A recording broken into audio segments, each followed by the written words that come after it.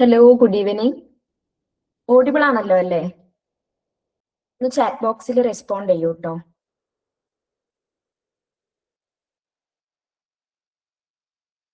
കേൾക്കുന്നില്ലേ?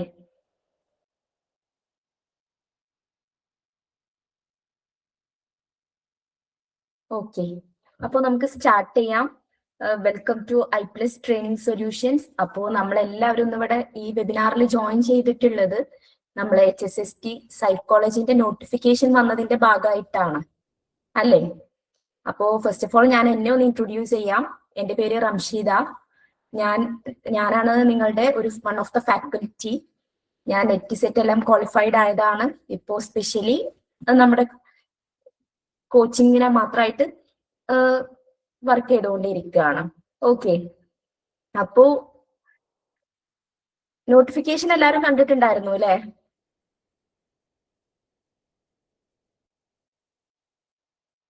Okay,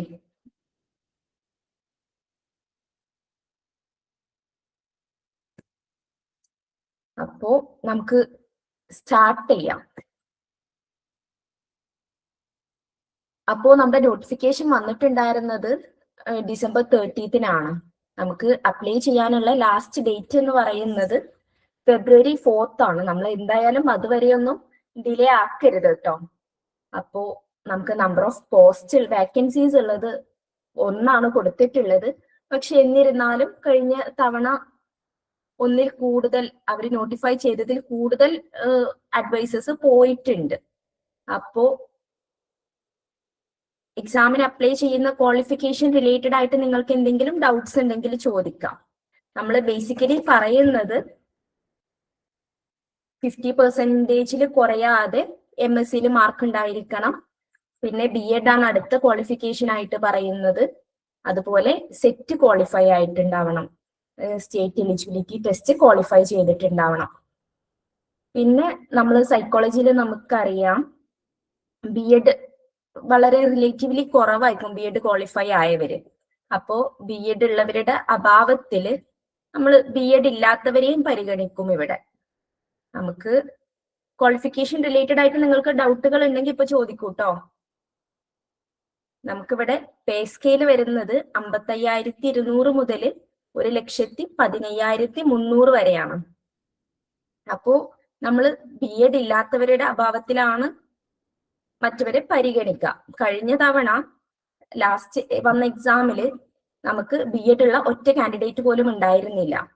so BEd ഇല്ലാത്തവരെയാണ് അവിടെ പരിഗണിച്ചിട്ടുണ്ടായിരുന്നത്. Okay,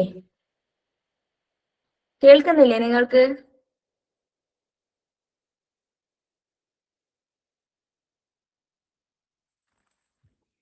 okay, പിന്നെ സെറ്റ് ക്വാളിഫൈ ആവണം എന്നുള്ളതിന് ഒരു എക്സംഷൻ ഉണ്ട്. ഇപ്പോ നിങ്ങൾക്ക് നെറ്റോ സ്ലെറ്റോ ക്വാളിഫൈ ആയിട്ടുണ്ടെങ്കിൽ നിങ്ങൾക്ക് ഇതിന് അപ്ലൈ ചെയ്യാവുന്നതാണ്. സൈക്കോളജിയിൽ ഡയറക്റ്റ് കേരളത്തിൽ എവിടെയും BEd ഇല്ല. BEd പിന്നെ സൈക്കോളജി റിലേറ്റഡ് ആയിട്ടുള്ളവര് നമ്മുടെ എന്താ പറയാ സ്പെഷ്യൽ എഡ്യൂക്കേഷനിലാണ് BEd വരുന്നത്. പിന്നെ സോഷ്യൽ സയൻസസിലാണ് BEd ചെയ്യാൻ പറ്റുക. അല്ല, ഈ വെബിനാർ HSST സൈക്കോളജി റിലേറ്റഡ് ആയിട്ടുള്ളതാണ്, ലീഗൽ മെട്രോളജി അല്ല കേട്ടോ. ജനറലി സൈക്കോളജിക്കാര് സോഷ്യൽ സയൻസസിലാണ് BEd എടുക്കാറ്. പിന്നെ സൈക്കോളജിൻ്റെത് എന്ന് പറയാനുള്ള BEd നമുക്ക് സ്പെഷ്യൽ എഡ്യൂക്കേഷൻ ആണുള്ളത്. ക്ലിയർ ആയോ? ഓക്കെ, ഒരുപാട് പേര് ജോയിൻ ചെയ്തുകൊണ്ടിരിക്കുകയാണ്. നമുക്ക് എന്തായാലും സ്റ്റാർട്ട് ചെയ്യാം. പിന്നെ നമ്മുടെ റാങ്ക് ലിസ്റ്റിനെ കുറിച്ചാണ് പറയാനുള്ളത്. നമ്മുടെ റാങ്ക് ലിസ്റ്റ് അറ്റ്ലീസ്റ്റ് 1 to 3 ഇയേഴ്സിന്റെ ഇടയിൽ വാലിഡ് ആയിരിക്കും. അപ്പോൾ ആ ഒരു ടൈം പീരീഡിന്റെ ഉള്ളിൽ പുതിയ വാക്കൻസീസ് വരികയാണെങ്കിൽ ഈ റാങ്ക് ലിസ്റ്റിൽ നിന്നായിരിക്കും ആളെ എടുക്കുന്നുണ്ടാവുക. നമ്മൾ ഇന്ന് മെയിൻ ആയിട്ട് ഉദ്ദേശിക്കുന്നത് നമ്മുടെ സിലബസ് ഒന്ന് പരിചയപ്പെടുത്തുക. എന്തൊക്കെയാണ് സിലബസിൽ വരുന്നത്, അതുപോലെ എത്ര മാർക്കിനാണ് എക്സാം വരുന്നത്, സൈക്കോളജിന് എത്ര മാർക്കിന് വരുന്നു, ജനറൽ എത്ര വരുന്നു എന്നുള്ളതൊക്കെ ഒന്ന് ജസ്റ്റ് ഒന്ന് ഡീറ്റെയിൽഡ് ആയിട്ട് നമുക്ക് നോക്കാം. ക്വാളിഫിക്കേഷന്റെ കാര്യം നിങ്ങൾക്ക് ക്ലിയർ ആയതല്ലേ? നെറ്റ് ആൻഡ് സെറ്റ് ആർട്സിന് സെപ്പറേറ്റ് കാണുന്നുണ്ട്.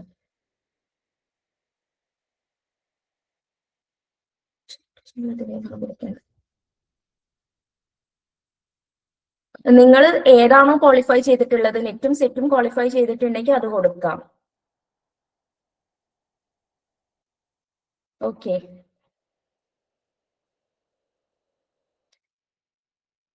പിന്നെ നെറ്റ് ഉള്ളവർക്ക് പ്രിഫറൻസ് ഉണ്ട് എന്ന് തോന്നുന്നു.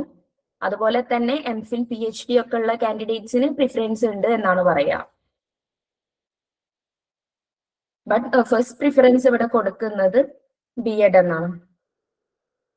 അത് may be net CSIR net ആണോ UGC നെറ്റ് ആണോ എന്നുള്ള സെപ്പറേഷൻ ആയിരിക്കാം.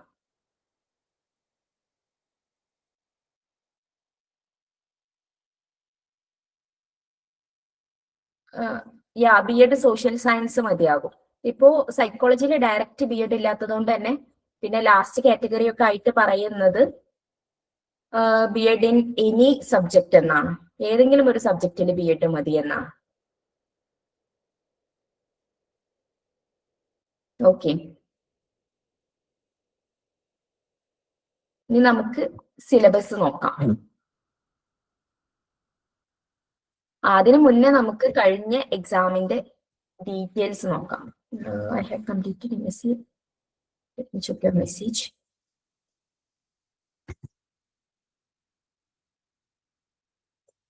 ഓക്കെ, അങ്ങനെ കൊടുത്താൽ മതി. MSc സൈക്കോളജി ആണെങ്കിൽ നെറ്റ് സയൻസ് എന്ന് കൊടുത്താൽ മതിയാവും. അപ്പോ നമുക്ക് ലാസ്റ്റ് എക്സാം നടന്നിട്ടുണ്ടായിരുന്നത് 2022 അന്ന് നമുക്ക് അറൌണ്ട് 400 സംതിങ് കാൻഡിഡേറ്റ്സ് ആണ് എക്സാമിന് അപ്ലൈ ചെയ്തിട്ടുണ്ടായിരുന്നത്. അതുകൊണ്ട് തന്നെ എക്സാം ഓൺലൈൻ ആയിരുന്നു. ഇത്തവണയും ഓൺലൈൻ ആയിരിക്കും എന്ന് തന്നെയാണ് നമ്മൾ പ്രതീക്ഷിക്കുന്നത്. കഴിഞ്ഞ തവണ കട്ട് ഓഫ് വന്നിട്ടുണ്ടായിരുന്നത് 49.47 ആണ്. ഓക്കെ, അപ്പോ 49.47 ആണ് കട്ട് ഓഫ് വന്നിട്ടുണ്ടായിരുന്നത്. എക്സാം ഓൺലൈൻ ആയിരുന്നു. ആൻഡ് സെലക്റ്റഡ് ആയിട്ടുള്ളവരെല്ലാം B.Ed ഇല്ലാത്തവരായിരുന്നു. B.Ed ഉള്ളവരാരും തന്നെ എക്സാമിന് അപ്ലൈ ചെയ്തിട്ടുണ്ടായിരുന്നില്ല. അപ്പോ B.Ed ഇല്ല എന്നത് നിങ്ങൾ എക്സാമിന് അപ്ലൈ ചെയ്യുന്നതിനൊരു തടസ്സമായിട്ട് നിൽക്കേണ്ട കാര്യമില്ല. ഓക്കെ, ഇനി നമുക്ക് ഡയറക്റ്റ് സിലബസ് എന്താണെന്ന് നോക്കാം. നമുക്ക് സൈക്കോളജിയാണ് പാർട്ട് 1 വരുന്നത്. അത് 70 മാർക്സിനാണ് ക്വസ്റ്റ്യൻസ് ഉണ്ടാവുക. അതിൽ 10 മൊഡ്യൂൾസ് ആയിട്ടാണ് ഈ ഒരു 70 മാർക്സിനെ നമ്മൾ ഡിവൈഡ് ചെയ്യുന്നത്. അപ്പോ ഈ 10 മാർക്കില് ഓരോ ചാപ്റ്ററിനും ഓരോ യൂണിറ്റിനും നമ്മൾ 7 മാർക്സ് വീതം ഈക്വൽ ഡിവിഷൻ ആണ് പോകുന്നത്. അപ്പൊ ഫസ്റ്റ് വരുന്ന മൊഡ്യൂള് അറ്റൻഷൻ ആൻഡ് പെർസെപ്ഷൻ ആണ്. ഇത് കുറച്ച് റിലേറ്റീവ്ലി ഈസിയർ ആയിട്ടുള്ള ഒരു മൊഡ്യൂൾ ആണ്. നമ്മുടെ early selection theories, late selection theories, attention, neural organisation and attention, അതുപോലെ നമ്മുടെ bottom up theories, top down theories, classical psychophysics, psychophysical methods, Weber's law, Fechner's law, signal detection theory, അതിന്റെ applications, അതുപോലെ illusions, colour perception, അങ്ങനെ ഇങ്ങനത്തെ കാര്യങ്ങളൊക്കെ വരുന്നതാണ് first unit. ഇതിന് 7 മാർക്കിനാണ് questions വരിക. അപ്പോ നമ്മൾ ഡിസ്ക്രിപ്റ്റീവ് എക്സാംസ് എഴുതുന്നത് പോലെയല്ല ഒരിക്കലും നമ്മുടെ ഒബ്ജക്റ്റീവ് ടൈപ്പ് ഓഫ് MCQs വരുമ്പോൾ നമ്മൾ ആൻസർ ചെയ്യേണ്ടത്. അപ്പൊ നമ്മളത് പഠിക്കുന്നതിന്റെ ഡെപ്തിലും ചേഞ്ചസ് വരും. ഓക്കെ, അപ്പൊ I+ ഇവിടെ നമുക്ക് പ്രൊവൈഡ് ചെയ്യുന്ന ക്ലാസ്സസ് നമുക്ക് നിങ്ങൾ ഫസ്റ്റ് പോസ്റ്ററിൽ കണ്ടതുപോലെ തന്നെ സർവം സജ്ജമാക്കിയിട്ടുള്ള ഒരു ക്ലാസ് തന്നെ ആയിരിക്കും. നമ്മളിവിടെ പ്രൊവൈഡ് ചെയ്യുന്നത് റെക്കോർഡഡ് ക്ലാസ്സസ് ഉണ്ടാവും. ആൻഡ് വീക്ക്ലി നമുക്കൊരു ലൈവ് ഇന്ററാക്ഷൻ സെഷൻസ് ഉണ്ടാവും. ദെൻ നമ്മുടെ മെറ്റീരിയൽ ബേസ് ചെയ്തിട്ടുള്ള, നമ്മുടെ കണ്ടന്റ് ബേസ് ചെയ്തിട്ടുള്ള PYQസിന്റെ ഡിസ്കഷൻസ്, മോക്ക് ടെസ്റ്റുകൾ, കാര്യങ്ങളൊക്കെയാണ് നമുക്ക് ഉണ്ടാവുക. ഓക്കെ, പിന്നെ നമുക്ക് സെക്കൻഡ് യൂണിറ്റ് ആയിട്ട് വരുന്നത് കൊഗ്നീഷൻ ആൻഡ് മെമ്മറി ആണ്. ഇവിടെ നമ്മൾ ഇതും ബേസിക് ആയിട്ടുള്ള ഒരു ഈസിയർ യൂണിറ്റ് ആണ് കമ്പാരിറ്റീവ്ലി. നമ്മുടെ കൊഗ്നിറ്റീവ് ഓർഗനൈസേഷൻസിന്റെ തിയറീസ് അത് നമ്മൾ അത്ര ഡീറ്റെയിൽ ആയിട്ട് പഠിച്ചിട്ടുണ്ടാവില്ല. അതാണ് ഇതിലൊരു പുതിയതായിട്ടുള്ള ഒരു ടോപ്പിക് ആയിട്ട് നമുക്ക് കാണാൻ പറ്റുക. പിന്നെ ലാംഗ്വേജിന്റെ സ്ട്രക്ചർ, റീസണിങ്ങിന്റെ ടൈപ്സ്, പ്രോബ്ലം സോൾവിങ്ങിന്റെ എയ്ഡ്സ്, അതിന് വരുന്ന എറേഴ്സ്, ബാരിയേഴ്സ്, അതുപോലെ തന്നെ ആർട്ടിഫിഷ്യൽ ഇന്റലിജൻസ്. പിന്നെ അതിലൊരു സബ് ടോപ്പിക് ആയിട്ട് വരുന്നത് നമ്മുടെ മെമ്മറിയാണ്.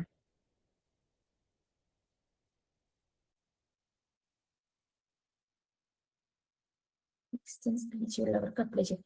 റെഗുലർ ബേസിസ് എന്നാണ് സാധാരണ പറയാറ്. പക്ഷെ റെഗുലർ ബേസിസിൽ ഇതിന്റെ ആളുടെ അഭാവത്തിൽ മേ ബി ഡിസ്റ്റൻസ് ഉള്ളവരെയും പരിഗണിക്കുന്നതായിരിക്കും. ഓക്കെ. പിന്നെ നമുക്ക് വരുന്നത് മെമ്മറിയാണ്. മെമ്മറിയിൽ വരുന്ന ഡിഫറെന്റ് തിയറീസ്, അതുപോലെ ടൈപ്സ് ഓഫ് മെമ്മറീസ്. നമുക്കറിയാം ഡിഫറെന്റ് ടൈപ്സ് ഓഫ് മെമ്മറീസ് ഉണ്ട്, അതൊക്കെ. അതുപോലെ ഫോർഗെറ്റിങ്ങിന്റെ തിയറീസ്, പിന്നെ മെമ്മറി റിലേറ്റഡ് ആയിട്ടുള്ള ഡിസോർഡേഴ്സ്, മെമ്മറി ആൻഡ് ബ്രെയിൻ എങ്ങനെ റിലേറ്റഡ് ആവുന്നു എന്നുള്ള കാര്യങ്ങളൊക്കെയാണ് ഇതിൽ വരുന്നത്. ഇത് മറ്റതിനേക്കാളും ഫസ്റ്റ് യൂണിറ്റിനേക്കാളും കുറച്ചും കൂടെ ലെങ്തി ആണ്. ഇതിൽ നിന്നും നമുക്ക് 7 മാർക്സിന് തന്നെയാണ് ക്വസ്റ്റ്യൻസ് വരിക. നമ്മൾ ഒരു യൂണിറ്റും സ്കിപ്പ് ചെയ്ത് പോകരുത്, എല്ലാ യൂണിറ്റിനും ഒരുപോലെ തന്നെ ഇമ്പോർട്ടൻസ് കൊടുക്കണം. പിന്നെ തേർഡ് യൂണിറ്റ് നമ്മൾ കാണുമ്പോൾ ചെറുതായിട്ട് തോന്നും, പക്ഷെ ഇതിന് അകത്ത് ഒരുപാട് തിയറീസ് വരുന്നുണ്ട്. ഇതിൽ വരുന്നത് factor theories, process oriented theories, theories of Hunt, Gardner, Jensen, PASS model, അങ്ങനെ ഒത്തിരി തിയറീസ്. ക്രിയേറ്റിവിറ്റിയിലെ തിയറീസും ഇതിൽ തന്നെയാണ് കേട്ടോ വരുന്നത്. അതുപോലെ തന്നെ ഇമോഷണൽ ഇന്റലിജൻസ് എന്താണ്, അതിന് ഇന്നത്തെ റെലവൻസ് എന്താണ് എന്നുള്ള കാര്യങ്ങളൊക്കെ ഇതും 7 മാർക്സിന് തന്നെയാണ് നമുക്ക് വരുന്നത്. പിന്നെ നമുക്ക് ലേണിംഗ് ആണുള്ളത്. ഫോർത്ത് മൊഡ്യൂൾ ആയിട്ട് വന്നിട്ടുള്ളത് ലേണിംഗ് ആണ്. അതിൽ ഹാബിച്വേഷൻ എന്താണ്, സെൻസിറ്റൈസേഷൻ എന്താണ്, opponent process theory, appetitive and aversive conditioning, stimulus control of behaviour, verbal learning, അങ്ങനെ. പിന്നെ ലേണിംഗ് തിയറീസ് വന്നിട്ടുണ്ട്. ഇതിലൊക്കെ ഭയങ്കര ഇൻട്രസ്റ്റിംഗ് ആയിട്ട് എപ്പോഴും കൺഫ്യൂസിംഗ് ആയിട്ട് ചോദിക്കുന്ന ഒരു ക്വസ്റ്റ്യൻ ആണ് നമ്മുടെ റീഇൻഫോഴ്സ്മെന്റും പണിഷ്മെന്റും തമ്മിലുള്ള ഡിഫറൻസ് വെച്ചിട്ടുള്ള MCQs. റീഇൻഫോഴ്സ്മെന്റ് എന്തിനാ ചെയ്യുന്നത്? റീഇൻഫോഴ്സ്മെന്റും പണിഷ്മെന്റും തമ്മിലുള്ള ഡിഫറൻസ് എന്താ? ആർക്കെങ്കിലും പറയാൻ കഴിയോ?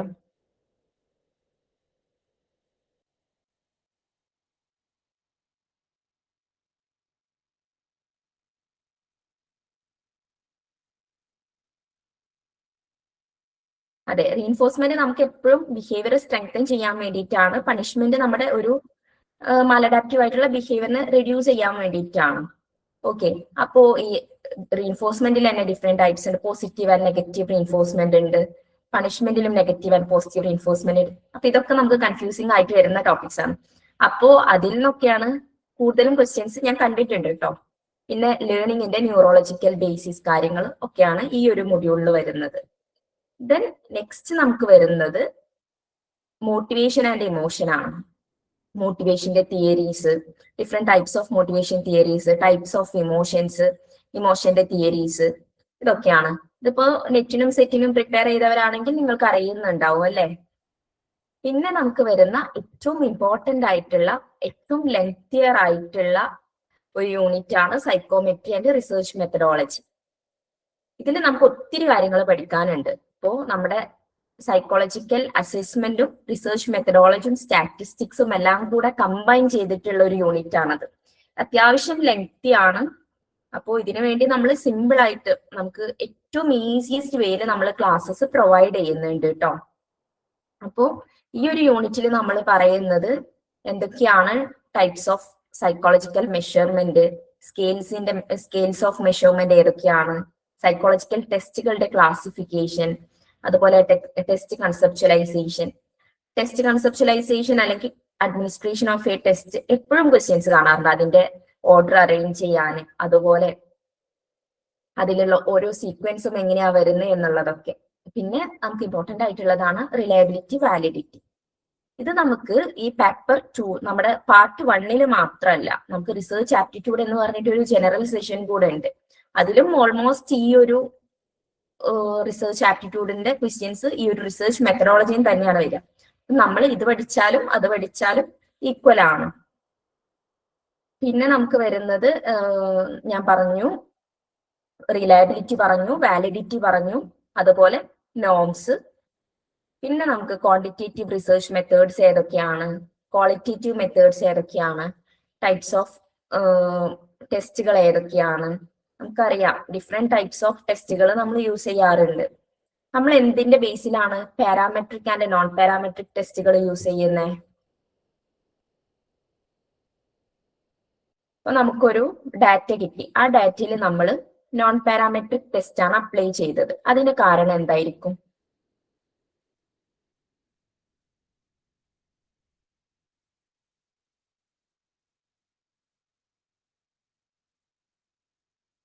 എന്തായിരിക്കും? ഇത് ഞാനിങ്ങനെ സിലബസ് വായിച്ചു പോകുമ്പോൾ നിങ്ങൾക്ക് ഇത് ബോറിംഗ് ആവും. അപ്പൊ നമുക്കൊരു ഇന്ററാക്റ്റീവ് സെഷൻ ആയിട്ടാണ് ഇത് മുന്നോട്ട് കൊണ്ടുപോകേണ്ടത്. നിങ്ങൾ പറയൂ, നമ്മൾ എന്തുകൊണ്ടായിരിക്കും നോൺ പാരാമെട്രിക് ടെസ്റ്റ് യൂസ് ചെയ്യുന്നത്? നമ്മുടെ ഡാറ്റ നോർമൽ ഡിസ്ട്രിബ്യൂഷൻ അല്ലെങ്കിലാണ് നമ്മൾ നോൺ പാരാമെട്രിക് ടെസ്റ്റുകൾ യൂസ് ചെയ്യുക.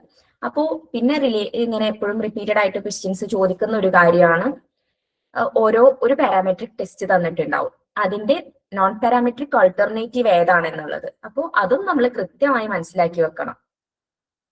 പിന്നെ നമുക്ക് നോക്കാനുള്ളത്, അതെ, പാരാമെട്രിക് അസംഷൻസ് മീറ്റ് ചെയ്തില്ലെങ്കിൽ നമ്മുടെ ഡാറ്റ നോർമലി ഡിസ്ട്രിബ്യൂട്ടഡ് അല്ലെങ്കിലാണ് നമ്മൾ നോൺ പാരാമെട്രിക് ടെസ്റ്റുകൾ യൂസ് ചെയ്യുക. പിന്നെ നമുക്ക് നോക്കാനുള്ളത് ടൈപ്സ് ഓഫ് റിസർച്ച് മെത്തേഡ്സ് ആണ്. നമ്മൾ അതുപോലെ എങ്ങനെ ഡാറ്റ കളക്ട് ചെയ്യുന്നു, data collection methods, different types of methods നമുക്ക് അറിയുന്നുണ്ടാവും അല്ലെ, അതൊക്കെ. പിന്നെ വരുന്നത് സാമ്പിളിംഗ് ആണ്. സാമ്പിളിംഗ് ടെക്നീക്സ്, പ്രോബബിലിറ്റി സാമ്പിളിംഗിന്റെ ടൈപ്സ്, നോൺ പ്രോബബിലിറ്റി സാമ്പിളിംഗ്, അതിന്റെ ഡാറ്റ പ്രോസസ്സിംഗ്, ടാബുലേഷൻ, പിന്നെ നമ്മൾ ഡിഫറെന്റ് ടൈപ്സ് ഓഫ് ടെസ്റ്റുകൾ പറഞ്ഞു. അത്രയും കാര്യങ്ങളാണ് ഈ ഒരു യൂണിറ്റിൽ വരുന്നത്. പിന്നെ റിപ്പോർട്ട് റൈറ്റിംഗ് ഇമ്പോർട്ടന്റ് ആണ് കേട്ടോ. അപ്പോൾ ഈ ഒരു യൂണിറ്റിനും ഇത്രയും കാര്യങ്ങളിൽ നിന്ന് നമുക്ക് 7 മാർക്സിനാണ് ക്വസ്റ്റ്യൻസ് വരിക. അപ്പോ ലെങ്ത് കുറഞ്ഞ യൂണിറ്റും ലെങ്ത് കൂടിയ യൂണിറ്റും ഒരു കാരണവശാലും നമ്മൾ സ്കിപ്പ് ചെയ്യരുത്. ഒരുപോലെ ഇമ്പോർട്ടൻസ് ഉണ്ട് എല്ലാ യൂണിറ്റിലും. ഓക്കെ, നെക്സ്റ്റ് നമുക്ക് മൊഡ്യൂൾ 7 ആയിട്ട് വരുന്നത് പേഴ്സണാലിറ്റി ആണ്. പേഴ്സണാലിറ്റിയിൽ നമ്മൾ പേഴ്സണാലിറ്റിന്റെ ഫസ്റ്റ് ഒരു ഇൻട്രൊഡക്ഷൻ ഉണ്ടാവും, അതുപോലെ different types of personality theories ഉണ്ടാവും. നമുക്കറിയാം ഒരുപാട് പേഴ്സണാലിറ്റി തിയറീസ് ഉണ്ട് നമുക്ക് അല്ലെ. ട്രേറ്റ് തിയറീസ് ഉണ്ട്, ടൈപ്പ് തിയറീസ് ഉണ്ട്, പിന്നെ ഏതൊക്കെയുള്ള സൈക്കോ അനലിറ്റിക് പെർസ്പെക്റ്റീവ് ഉണ്ട്, ബിഹേവിയറൽ പെർസ്പെക്റ്റീവ് ഉണ്ട്, സോഷ്യൽ കോഗ്നിറ്റീവ് പെർസ്പെക്റ്റീവ് ഉണ്ട്, എക്സിസ്റ്റൻഷ്യൽ പെർസ്പെക്റ്റീവ് ഉണ്ട്. അതുപോലെ നമുക്ക് ഇമ്പോർട്ടന്റ് ആയിട്ടുള്ളതാണ് നമ്മുടെ eastern perspectives, yoga, Bhagavad Gita, Sufism, Buddhism, Jainism, Taoism ഒക്കെ. ഓക്കെ, അപ്പൊ പേഴ്സണാലിറ്റിയും നമുക്ക് 7 മാർക്കിന് തന്നെയാണ് ക്വസ്റ്റ്യൻസ് വരിക. പിന്നെ നെക്സ്റ്റ് വരുന്ന ഒരു യൂണിറ്റ് ആണ് സോഷ്യൽ പെർസെപ്ഷൻ. നമ്മുടെ സോഷ്യൽ സൈക്കോളജി റിലേറ്റഡ് ആയിട്ടുള്ള കോൺസെപ്റ്റ്സ് കാര്യങ്ങളാണ് വരുന്നത്. എന്താണ് സോഴ്സസ് ഓഫ് സെൽഫ് നോളജ്, അതുപോലെ സ്റ്റീരിയോ ടൈപ്സ്, കൺഫർമേഷൻ ബയാസുകൾ, ആട്രിബ്യൂഷൻ എറേഴ്സ്, അതുപോലെ തന്നെ സോഷ്യൽ ഡിസ്ക്രിമിനേഷൻ എന്താണ്, പ്രെജുഡൈസ് എന്താണ്, ഗ്രൂപ്പ് കൊഹീഷൻ കാര്യങ്ങൾ, ആറ്റിറ്റ്യൂഡ്സ്, അതിന്റെ ഒക്കെ മെഷർമെന്റ്സ്, പിന്നെ ഡിഫറെന്റ് ടൈപ്സ് ഓഫ് സ്റ്റഡീസ് നമ്മൾ പഠിച്ചിട്ടുണ്ട് അല്ലെ. കൺഫോർമിറ്റി, സോഷ്യൽ ഫെസിലിറ്റേഷന്റെ, സോഷ്യൽ ലോഫിംഗ്, അങ്ങനെ ഡിഫറെന്റ് കൈൻഡ്സ് ഓഫ് സ്റ്റഡീസ്. പിന്നെ സോഷ്യൽ റിലേഷൻസ് എന്തൊക്കെയാണ്, ആൾട്രോയിസം, ഇന്റർപേഴ്സണൽ റിലേഷൻഷിപ്സ്, അതുപോലെ തന്നെ നമ്മുടെ എവറിഡേ ലൈഫിൽ സോഷ്യൽ സൈക്കോളജി എങ്ങനെ അപ്ലൈ ചെയ്യാം എന്നുള്ളതൊക്കെ ഈ ഒരു യൂണിറ്റിൽ വരുന്നുണ്ട്. എഗെയിൻ ഇതിനും 7 മാർക്സ് തന്നെയാണ്. പിന്നെ വരുന്നത് സൈക്കോപാത്തോളജി ആണ്. ഇവിടെ നമുക്ക് മെന്റൽ ഡിസോർഡേഴ്സിന്റെ ക്ലാസിഫിക്കേഷനും ഡയഗ്നോസിസും കാര്യങ്ങളൊക്കെയാണ് പഠിക്കാനുള്ളത്. പിന്നെ ഡിഫറെന്റ് ടൈപ്സ് ഓഫ്, നമ്മൾ അബ്നോർമൽ സൈക്കോളജിയിൽ പഠിക്കുന്ന പോലെ ഡിഫറെന്റ് ടൈപ്സ് ഓഫ് ഡിസോർഡേഴ്സിനെ കുറിച്ചിട്ട് നമുക്ക് ഇവിടെ പഠിക്കാനുണ്ട്. ന്യൂറോ ഡെവലപ്മെന്റൽ ഡിസോർഡേഴ്സ്, നമ്മൾ ഇതൊരു സ്കൂൾ സെറ്റിംഗ്സിലേക്കുള്ള എക്സാം ആവുമ്പോൾ നമ്മൾ ഇന്നിവിടെ ഇന്നത്തെ വെബിനാർ നമ്മൾ കണ്ടക്ട് ചെയ്യുന്നത് HSST സൈക്കോളജിന്റെ ആണ് കേട്ടോ. ഓക്കെ, അപ്പോ നമ്മളൊരു സ്കൂൾ സെറ്റിംഗ് എക്സാം നമുക്ക് സ്ലോട്ട് വന്നിട്ടുള്ളത് മെയ് ടു ജൂലൈ ആണ്. സോ നമ്മൾ മെയിൽക്ക് വേണ്ടി വേണം, മെയിൽ എക്സാം ഉണ്ട് എന്ന് പ്രതീക്ഷിച്ചുകൊണ്ട് വേണം പ്രിപ്പറേഷൻസ് നടത്താൻ. ഏത് സമയത്ത്, അതിനിടയിൽ ഏത് സമയത്തും വരാം. അപ്പൊ ഏർലിയസ്റ്റ് നമ്മൾ പ്രിപ്പറേഷൻസ് കംപ്ലീറ്റ് ചെയ്ത് റിവിഷൻസ് സ്റ്റാർട്ട് ചെയ്യണം. സോ നമ്മുടെ ക്ലാസ്സിൽ നമ്മൾ അബൌട്ട് മാർച്ച് ആകുമ്പോഴേക്കും എല്ലാ ക്ലാസ്സസും കംപ്ലീറ്റ് ചെയ്യും. ദെൻ ഏപ്രിൽ മെയ് നമുക്ക് PYQ ഡിസ്കഷൻസും കാര്യങ്ങളും ഒക്കെ ആയിട്ടാവും മുന്നോട്ട് പോകുന്നുണ്ടാവുക. എക്സാമിന് അപ്ലൈ ചെയ്യാനുള്ള ഡെഡ് ലൈന് ഫീ ഡീറ്റെയിൽസ് നമ്മൾ അറിയിക്കും കേട്ടോ. ഓക്കെ,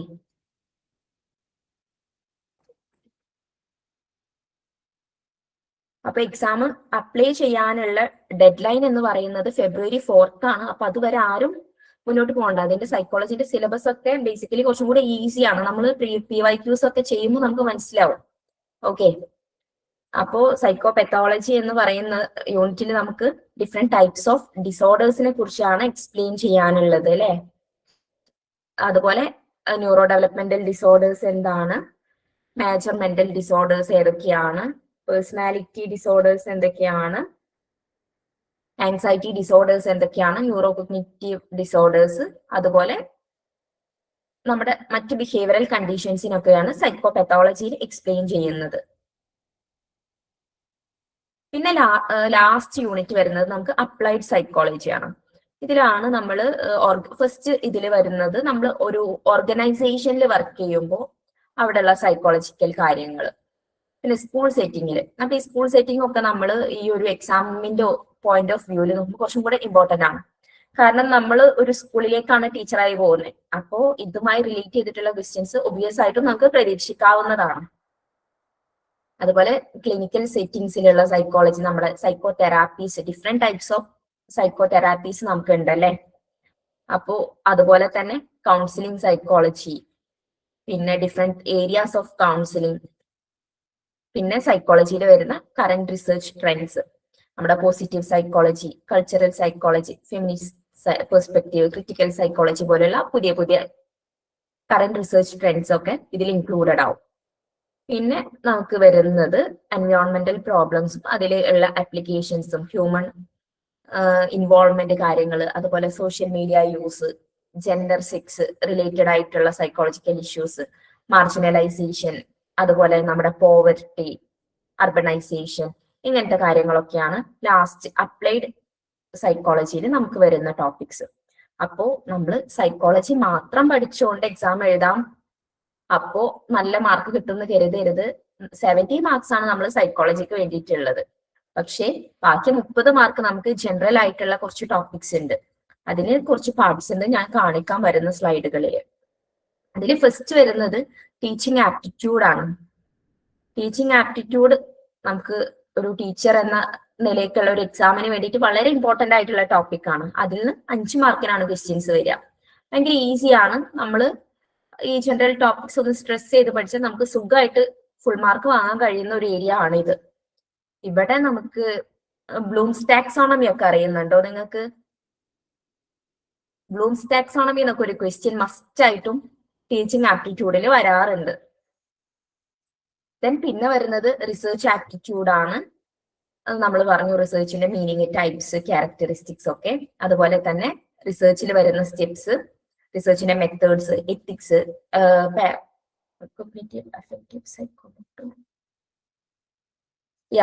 അതില് നമ്മൾ എപ്പോഴും പറയുന്ന ഒരു ഹൈറാർക്കിയൽ മോഡൽ ഉണ്ടായിരുന്നല്ലോ, അതിൽ നിന്ന് എപ്പോഴും ക്വസ്റ്റ്യൻസ് വരാറുണ്ട് ബ്ലൂംസ് ടാക്സോണമിയിലെ.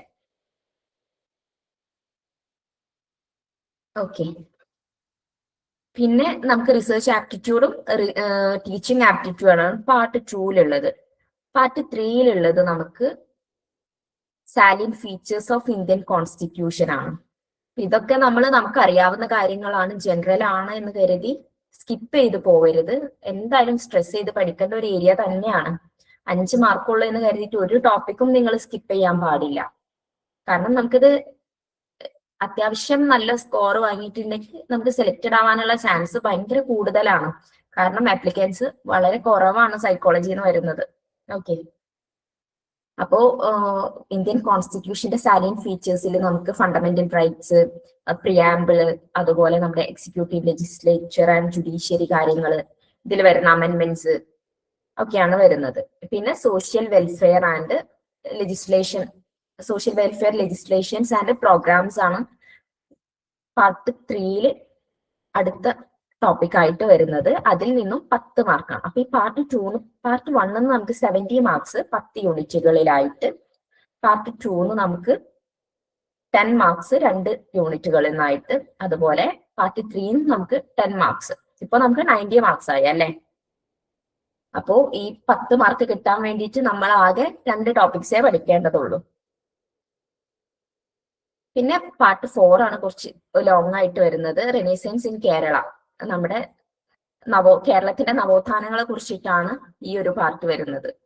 ഇതിൽ നമ്മുടെ കേരളത്തിലുള്ള സോഷ്യോ റിലീജിയസ് റിഫോംസ്, മൂവ്മെന്റ്സ്, അതുപോലെ സ്ട്രഗിൾസ് ഫോർ സോഷ്യൽ റിഫോൾട്ട്, അതുപോലെ role of press in renaissance, awakening through literature, കേരളത്തിൽ ഇമ്പോർട്ടന്റ് ആയിട്ടുള്ള ലിറ്ററേച്ചേഴ്സ് ഏതൊക്കെയാണ്, അതുപോലെ വുമൺ ഇമ്പോർട്ടന്റ് ആയിട്ടുള്ള വുമൺ ഫിഗേഴ്സ് ആരൊക്കെയാണ്, ഇതിൽപ്പെട്ട പ്രധാനപ്പെട്ട ലീഡേഴ്സ് ഏതൊക്കെയാണ്, ലിറ്റററി ഫിഗേഴ്സ് എന്താണ്, ജനറൽ നോളജിനും കറന്റ് അഫയേഴ്സിനും 5 മാർക്ക്. അപ്പോൾ ജനറൽ നോളജിന്റെയും കറന്റ് അഫയേഴ്സിന്റെ ഒക്കെ ഡീറ്റെയിൽഡ് ആയിട്ടുള്ള ക്ലാസ്സസ് നമ്മുടെ ആപ്പിൽ ഇപ്പൊ തന്നെ അവൈലബിൾ ആണ്. അപ്പോ അഡ്മിഷൻ എടുത്തവർ ഇത് കൂട്ടത്തിൽ ഉണ്ടോ എന്ന് എനിക്കറിയില്ല. പക്ഷെ എന്തെങ്കിലും അവർ ക്ലാസ്സസ് കണ്ടു തുടങ്ങുക ഇപ്പൊ തന്നെ. നമുക്ക് ഇനി മാറ്റി വെക്കാൻ സമയമില്ല. എത്രയും പെട്ടെന്ന് പോർഷൻസ് കംപ്ലീറ്റ് ചെയ്തിട്ട് നമുക്ക് റിവിഷൻ സ്റ്റാർട്ട് ചെയ്യണം, PYQs കൂടുതൽ ചെയ്യണം.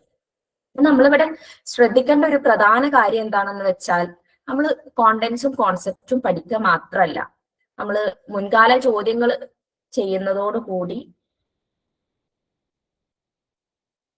നമ്മൾ ഇതിൽ താഴെ PPT താഴെ കൊടുത്തിട്ടുള്ള നമ്പറിൽ കോണ്ടാക്ട് ചെയ്താൽ മതി കേട്ടോ.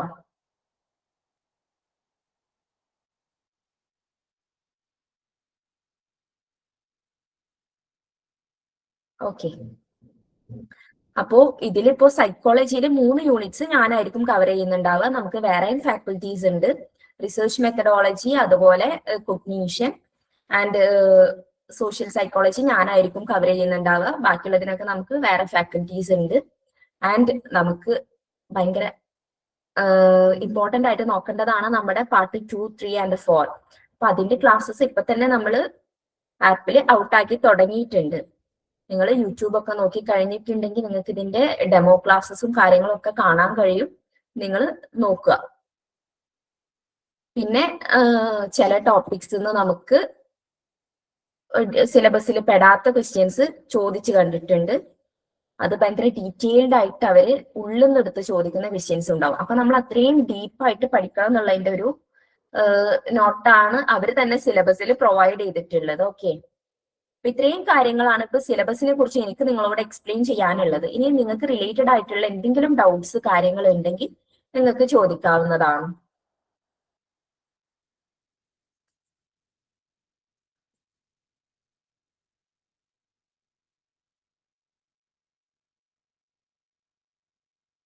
എന്തെങ്കിലും ഡൗട്ട്സ് ഉണ്ടെങ്കിൽ നിങ്ങൾ ചോദിച്ചോളൂ.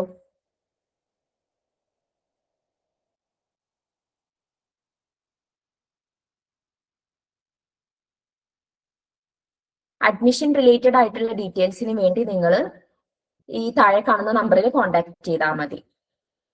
സെറ്റ് സർട്ടിഫിക്കറ്റ് കയ്യിൽ കിട്ടാത്തവർക്ക് അപ്ലൈ ചെയ്യാൻ പറ്റുമോ? നിങ്ങളുടെ മാർക്ക് ലിസ്റ്റ്, റിസൾട്ട് വന്ന മാർക്ക് ലിസ്റ്റ് കയ്യിലുണ്ടാവുമല്ലോ, അത് വെച്ച് ട്രൈ ചെയ്ത് നോക്കും. അത് മോസ്റ്റ് പ്രോബബ്ലി പറ്റേണ്ടതാണ്. സെറ്റിന്റെ സർട്ടിഫിക്കറ്റ് കിട്ടാൻ നമുക്ക് അറൌണ്ട് 1 ഇയർ പിടിക്കും.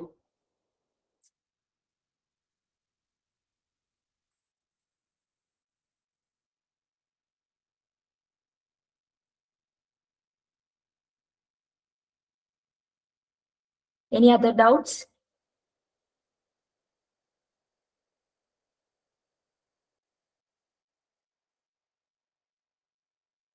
അപ്പോ വേക്കൻസി ഇവിടെ ഒരു വേക്കൻസിയാണ് കൊടുത്തിട്ടുള്ളത്.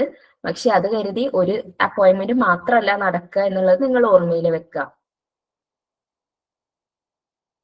നമ്മൾ എത്രത്തോളം പ്രിപ്പയർ ചെയ്യുന്നു അത്രത്തോളം സെലക്റ്റഡ് ആവാനുള്ള നമ്മുടെ ചാൻസസ് കൂടുതലായിരിക്കും. പിന്നെ എക്സാം മോസ്റ്റ് പ്രോബബ്ലി ഓൺലൈൻ തന്നെ ആയിരിക്കും.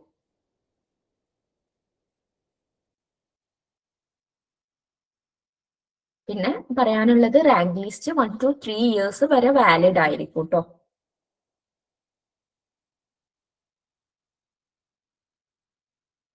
ഇനി എന്തെങ്കിലും doubts കാര്യങ്ങളുണ്ടോ?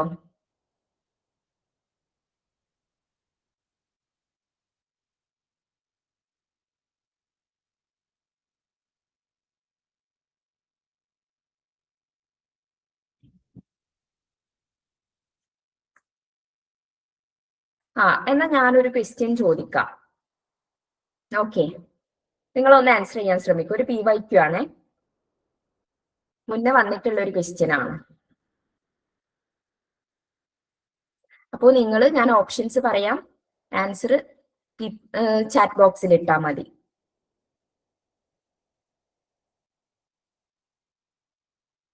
Okay, all college students like ice cream. എല്ലാ കോളേജ് സ്റ്റുഡൻസിനും ഐസ്ക്രീം ഇഷ്ടമാണ് അല്ലെ? അപ്പൊ Sam is A college student. Sam ഒരു കോളേജ് സ്റ്റുഡന്റ് ആണ്. Therefore, Sam like ice cream. Question ഞാൻ ഒന്നുകൂടെ പറയാം. എല്ലാ കോളേജ് സ്റ്റുഡൻസിനും ഐസ്ക്രീം ഇഷ്ടമാണ്. സാം ഒരു കോളേജ് സ്റ്റുഡന്റ് ആണ്. അതുകൊണ്ട് തന്നെ സാമിനും ഐസ്ക്രീം ഇഷ്ടമാണ്. ഇത് എന്ത് ടൈപ്പ് ഓഫ് റീസണിങ് ആണ്? ഇതൊരു PYQ ആണ്, മുന്നേ വന്ന ക്വസ്റ്റ്യൻ ആണ്. ഓപ്ഷൻസ് ഞാൻ പറയാം. Inductive reasoning, deductive reasoning, analogical reasoning, hypothesis test. എല്ലാ സ്റ്റുഡൻസിനും ഐസ്ക്രീം ഇഷ്ടമാണ്. സാം ഒരു കോളേജ് സ്റ്റുഡന്റ് ആണ്, അതുകൊണ്ട് സാമിനും ഐസ്ക്രീം ഇഷ്ടമാണ്. ഇത് ഏത് ടൈപ്പ് ഓഫ് റീസണിങ് ആയിരിക്കും? അതെ, ഡിഡക്റ്റീവ് റീസണിങ് ആണ് അല്ലെ. ഇതെവിടെ എന്താ ചെയ്തേ? നമ്മള് ജനറൽ ആയിട്ടുള്ള ഒരു പ്രെമിസ് നിന്ന് സ്പെസിഫിക് ആയിട്ടുള്ള ഒരു കൺക്ലൂഷനിൽ എത്താണ് ചെയ്തത് അല്ലേ. ഇനി മറ്റൊരു ക്വസ്റ്റ്യൻ ചോദിക്കാം. ആൻസർ പറഞ്ഞല്ലോ, വെരി ഗുഡ്. നമുക്ക് അടുത്തൊരു question. Meaningful interpretation of sensation is known as. Meaningful interpretation of sensation is known as. ഞാൻ ഓപ്ഷൻസ് പറയാം. അറ്റൻഷൻ. ഓപ്ഷൻസ് പറയുന്നതിന് മുന്നേ തന്നെ ഇവിടെ ആൻസേഴ്സ് വന്നു. Very good. Right answer. ഇനി ഞാൻ മറ്റൊരു ക്വസ്റ്റ്യൻ ചോദിക്കാം. Which of the following are based on operant conditioning? ഇതിൽ ഒപ്പറന്റ് കണ്ടീഷനിങ് ബേസ് ചെയ്തിട്ട് വരുന്നത് ഏതൊക്കെയാണ്? Options: Premack principle, aversion therapy, systematic desensitisation, sensory preconditioning, contingency management, token economy. Premack principle, aversion therapy, systematic desensitisation, sensory preconditioning, contingency management, token economy. ഇതിൽ ഏതായിരിക്കും? കുറച്ച് complicated ആയോ? അറിയുന്നത് പറഞ്ഞോളൂ. എല്ലാ ഓപ്ഷൻസും പറയണമെന്നില്ല, അറിയുന്നത് പറഞ്ഞോളൂ.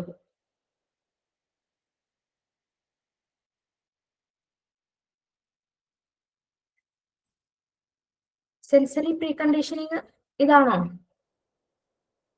പ്രിമാക് പ്രിൻസിപ്പിൾ എന്ന് പറഞ്ഞാൽ എന്താ? നമ്മുടെ ഗ്രാൻഡ് മാസ് റൂൾ ആണ്. നമ്മുടെ വീട്ടിലുള്ള പ്രായമായവരൊക്കെ നമ്മള് ഫുഡ് കഴിക്കാൻ വേണ്ടിയിട്ട് ചെയ്യുന്ന മെത്തേഡ് തന്നെയാണ്. എന്താണ്? നമ്മൾ ലെസ് പ്രിഫറബിൾ ആയിട്ടുള്ള ഒരു ആക്ടിവിറ്റിനെ മോർ പ്രിഫറബിൾ ആയിട്ടുള്ള ഒരു ആക്ടിവിറ്റി വെച്ച് റീൻഫോഴ്സ് ചെയ്യാം. ഇപ്പൊ ഫോർ എക്സാമ്പിൾ, ഒരു കുട്ടിക്ക് ഫുഡ് കഴിക്കാൻ തീരെ ഇഷ്ടമല്ല. അപ്പോൾ ഫുഡ് കഴിച്ചു കഴിഞ്ഞാൽ ആ കുട്ടിക്ക് ഇഷ്ടപ്പെട്ട ചോക്ലേറ്റ് തരാ എന്ന് പറയുന്നത് പ്രിമാക് പ്രിൻസിപ്പിൾ ആണ്. ഓക്കെ, പ്രിമാക് പ്രിൻസിപ്പിൾ എന്താന്ന് ക്ലിയർ ആയോ? പിന്നെ നമുക്ക് വരുന്നത് അവേർഷൻ തെറാപ്പിയാണ്. അവേർഷൻ തെറാപ്പി എന്താ പറയുന്നത്? നമ്മൾ അവേർഷൻ തെറാപ്പിയിൽ എന്താ ചെയ്യുന്നത്? നമ്മള് ഇത് മെയിൻ ആയിട്ടും അവേർഷൻ തെറാപ്പി പ്രൊവൈഡ് ചെയ്യുക ഈ സബ്സ്റ്റൻസ് അബ്യൂസ് ഒക്കെ ചെയ്യുന്ന ആളുകൾക്കാണ്. ഇപ്പോ ഒരു ആൽക്കഹോൾ ഒരുപാട് കൺസ്യൂം ചെയ്യുന്ന ഒരാൾക്ക് അതിന്റെ കൂടെ നമ്മൾ നോസിയ എലിസിറ്റ് ചെയ്യുന്ന എന്തെങ്കിലും ഒരു ടാബ്ലറ്റോ കാര്യങ്ങളോ അതിന്റെ ഒപ്പം അസോസിയേറ്റ് ചെയ്ത് കൊടുക്കുക. അപ്പോ അവരുടെ ഈ ഡ്രിങ്കിങ് ബിഹേവിയർ മാറ്റാൻ വേണ്ടിയിട്ട് ഇത് ഹെൽപ്പ് ചെയ്യും.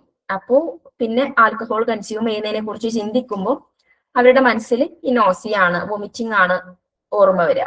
അങ്ങനെ ആ ബിഹേവിയർ മാറ്റാൻ വേണ്ടി ഹെൽപ്പ് ചെയ്യുന്നതാണ് അവേർഷൻ തെറാപ്പി. അപ്പൊ അവേർഷൻ തെറാപ്പി ഒപ്പറന്റ് കണ്ടീഷനിങ് ആണോ ക്ലാസിക്കൽ കണ്ടീഷനിങ് ആണോ വരിക?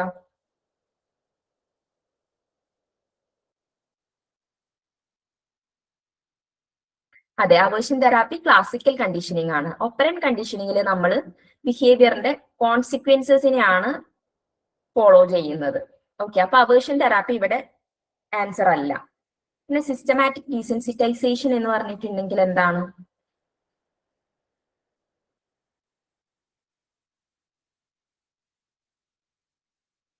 സിസ്റ്റമാറ്റിക് ഡീസെൻസിറ്റൈസേഷൻ എന്ന് പറഞ്ഞിട്ടുണ്ടെങ്കിൽ നമ്മളിവിടെ ഇപ്പൊ നമുക്ക് പേടിയുള്ള ഒരു സാധനം അതിനെ ഗ്രാജുവൽ എക്സ്പോഷർ കൊടുത്തിട്ട് അതിന്റെ കൂടെ തന്നെ നമ്മൾ റിലാക്സേഷനും കൂടെ പ്രൊവൈഡ് ചെയ്യുന്ന മെത്തേഡാണ്. റിലാക്സേഷനെയും എക്സ്പോഷറിനെയും കൂടെ നമ്മൾ അസോസിയേറ്റ് ചെയ്ത് കൊടുക്കുന്ന മെത്തേഡാണ് സിസ്റ്റമാറ്റിക് ഡീസെൻസിറ്റൈസേഷൻ. അപ്പോ അത് ആൻസർ ആണോ? അതെന്താണ്? ക്ലാസിക്കൽ കണ്ടീഷനിങ് ആണോ ഒപ്പറന്റ് കണ്ടീഷനിങ് ആണോ? അതും ക്ലാസിക്കലാണ്. അപ്പൊ അതും ഇവിടെ തെറ്റാണ്. പിന്നെ സെൻസറി പ്രീകണ്ടീഷനിങ് എന്ന് പറഞ്ഞിട്ടുണ്ടെങ്കിൽ നമ്മൾ ന്യൂട്രൽ സ്റ്റിമുലസിനെ തമ്മിൽ അസോസിയേറ്റ് ചെയ്യുന്ന പ്രോസസ് ആണ്. അതും ക്ലാസിക്കൽ കണ്ടീഷനിങ് റിലേറ്റഡ് ആണ്. കോണ്ടിൻജൻസി മാനേജ്മെന്റ് എന്ന് പറഞ്ഞിട്ടുണ്ടെങ്കിൽ നമ്മളിപ്പോ നമ്മളോട് തന്നെ ഒരു അഗ്രിമെന്റ് ചെയ്യാം. ഇപ്പോ ഞാൻ ഇന്ന് 1 hour എക്സസൈസ് ചെയ്താൽ ഞാൻ എനിക്കൊന്നൊരു പെന്ന് വാങ്ങിക്കൊടുക്കും. അങ്ങനെ നമുക്ക് തന്നെ നമ്മളടുത്ത് തന്നെ ഒരു അഗ്രിമെന്റിൽ എത്തുന്ന മെത്തേഡാണ് കോണ്ടിൻജൻസി മാനേജ്മെന്റ്. ഇവിടെ നമുക്ക് തന്നെ ഒരു റീഇൻഫോഴ്സ്മെന്റ് അല്ലെങ്കിൽ റിവാർഡ് കൊടുക്കുകയാണ് അല്ലെ ചെയ്യുന്നത്. അപ്പൊ ഇത് ഒപ്പറന്റ് കണ്ടീഷനിങ് ആണ് കോണ്ടിൻജൻസി മാനേജ്മെന്റ്. ഓക്കെ, പിന്നെ ലാസ്റ്റ് ഓപ്ഷൻ ആയിട്ട് നമുക്ക് ഉണ്ടായിരുന്നത് ടോക്കൺ എക്കോണമി ആണ്. ടോക്കൺ എക്കോണമി എന്ന് പറഞ്ഞിട്ടുണ്ടെങ്കിൽ നമ്മളിപ്പോ ചെറിയ ക്ലാസ്സുകളിലൊക്കെ നമ്മുടെ ടീച്ചേഴ്സ് യൂസ് ചെയ്യുന്ന മെത്തേഡ് തന്നെയാണ്. ഇപ്പോ ക്ലാസ്സിൽ നന്നായി ശ്രദ്ധിച്ചിരിക്കുന്ന അല്ലെങ്കിൽ ഡെയിലി ഹോംവർക്ക് ചെയ്ത് വരുന്ന കുട്ടിക്ക് ടീച്ചർ ഒരു സ്റ്റാർ കൊടുക്കും.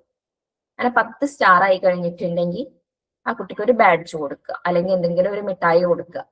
അത് നമ്മുടെ ടോക്കൺ എക്കോണമിയാണ്. ഒരുപാട് ടോക്കൺസ് കളക്ട് ചെയ്ത് ഒരു സ്പെസിഫിക് നമ്പർ ഓഫ് ടോക്കൺ എത്തിയിട്ടുണ്ടെങ്കിൽ അവർക്ക് ഒരു റീഇൻഫോഴ്സ്മെന്റ് കൊടുക്കുക.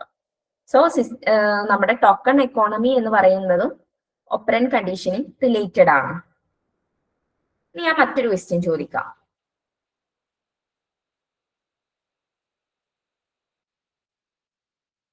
പെയിൻ സെൻസേഷൻസ്, ക്വസ്റ്റ്യൻ ശ്രദ്ധിച്ചോളൂ കേട്ടോ. Pain sensations in the skin, muscles and joints carried on large nerve fibers is known as.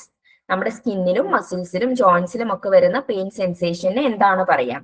ഇത് ക്യാരി ചെയ്യുന്നത് ലാർജ് നെർവ് ഫൈബേഴ്സ് ആണ്. അതിനെ പറയുന്നത് option A somatic pain, option B visceral pain, option C phantom limb pain, option D kinaesthetic pain. നമ്മുടെ സ്കിന്നിലും മസിൽസിലും ജോയിന്റ്സിലും ഒക്കെ ലാർജ് നെർവ് ഫൈബേഴ്സ് ക്യാരി ചെയ്തുകൊണ്ടുവരുന്ന പെയിനിനെ പറയുന്ന പേരെന്താണ്? സൊമാറ്റിക് പെയിൻ ഉണ്ട്, visceral pain, phantom limb pain, kinaesthetic pain. അതെ, സൊമാറ്റിക് ആണ്. സൊമാറ്റിക് പെയിൻ ആണ് നമ്മുടെ സ്കിൻ റിലേറ്റഡ് ആയിട്ടുള്ള സെൻസേഷൻസിനൊക്കെ നമുക്ക് അറിയിക്കുന്നത്. വിസറൽ പെയിൻ എന്താ? വിസറൽ പെയിൻ എന്ന് പറഞ്ഞിട്ടുണ്ടെങ്കിൽ കുറച്ചും കൂടെ ഡൾ ആയിട്ടുള്ള നമ്മുടെ ഇന്റേണൽ ഓർഗൻസിൽ വരുന്ന പെയിനെയാണ് നമ്മൾ വിസറൽ പെയിൻ എന്ന് പറയുന്നത്. ഇത് generally small myelinated nerve fibres ആണ് ക്യാരി ചെയ്യുക. Somatic pain large nerve fibres ആണ് ക്യാരി ചെയ്യുക. ഫാൻഡം ലിംബ് പെയിൻ എന്താണെന്നറിയോ?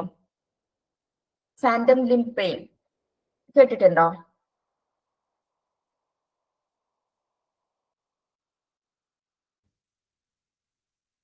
യാ, നമ്മളിപ്പോ ഒരു ആംപ്യൂട്ട് ആയിട്ടുള്ള ഒരു ഓർഗനിൽ നമുക്ക് പെയിൻ ഫീൽ ചെയ്യുന്നതാണ് നമ്മൾ ഫാൻഡം ലിംബ് പെയിൻ എന്ന് പറയുന്നത്. ഇപ്പോ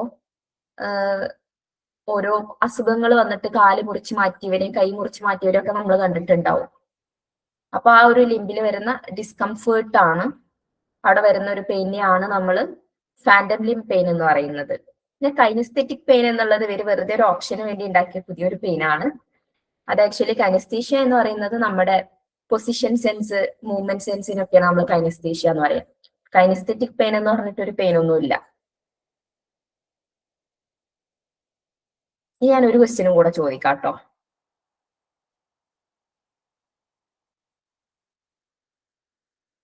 Name the process of converting physical energy into electrical. Second last answer please. Second last എന്ന് പറയുമ്പോൾ ഇപ്പൊ പറഞ്ഞ ക്വസ്റ്റ്യനിലാണോ അതോ നമ്മുടെ ഒപ്പറന്റ് കണ്ടീഷനിങ് റിലേറ്റഡ് ആയിട്ടുള്ള ഏതാ ക്വസ്റ്റ്യൻ? ഒന്ന് ഏതാണെന്ന് പറയൂ.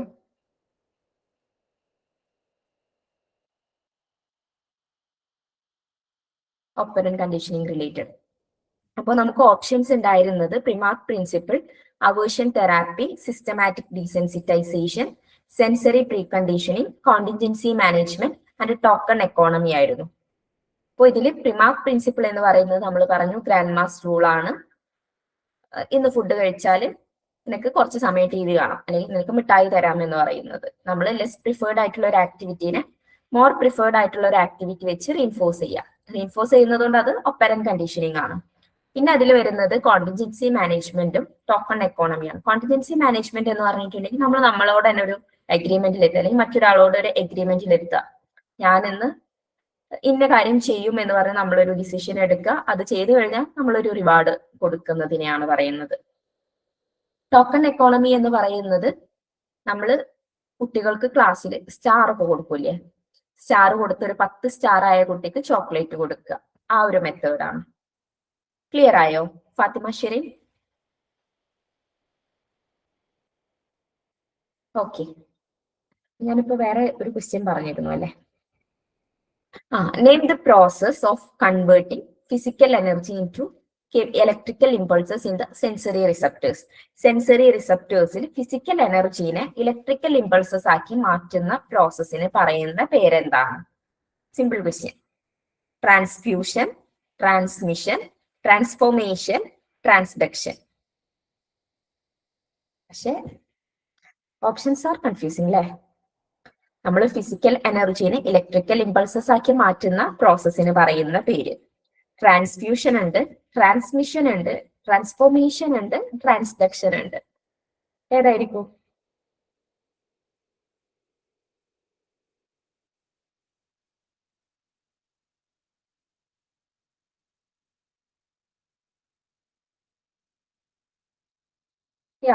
ട്രാൻസ്ഡക്ഷൻ ആണ്. Very good. ഇനി ഞാൻ ഒരു ക്വസ്റ്റ്യനും കൂടെ പറയാം. നമ്മുടെ ക്വസ്റ്റ്യൻ ചോദിക്കാം. Which part of the limbic system is primarily responsible for hunger motivation? നമ്മുടെ ഹങ്കർ മോട്ടിവേഷനോട് റിലേറ്റഡ് ആയിട്ടുള്ള നമ്മുടെ ലിംബിക് സിസ്റ്റത്തിന്റെ പാർട്ട് ഏതാണെന്ന്. Hippo campus, amygdala, hypothalamus and thalamus. Okay, hypothalamus ആണ് അല്ലെ. ഹിപ്പോ ക്യാമ്പസ് എന്തുമായി റിലേറ്റ് ചെയ്തിട്ടുള്ളതാണ്? ഹിപ്പോ ക്യാമ്പസ് നമ്മുടെ ഏത് ഫംഗ്ഷനിങ്ങുമായിട്ട് റിലേറ്റ് ചെയ്തിട്ടുള്ളതാണ്?